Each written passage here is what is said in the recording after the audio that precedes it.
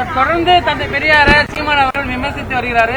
பாஜக சொல்றாங்க சீமான் எங்கள் பக்கம் வந்து விட்டார், அதனால இதை வர இருக்கிறோம் அப்படிங்கிறாங்க. அப்ப அதிமுக பெரியாரை ஏத்துக்கலையா சொல்லுங்க? அதையா சாஃப்டா இருக்காங்க அதிமுக, கண்டிக்கல.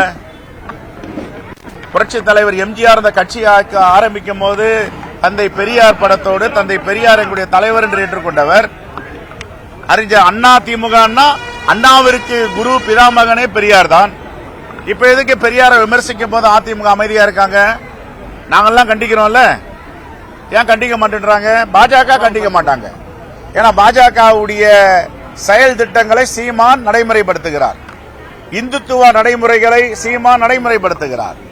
அவருடைய பாஜகவுடைய ஊதுகுழலா இருக்காரு. அவங்களால பேச முடியாததெல்லாம் சீமானை வச்சு பேச வைக்கிறாங்க.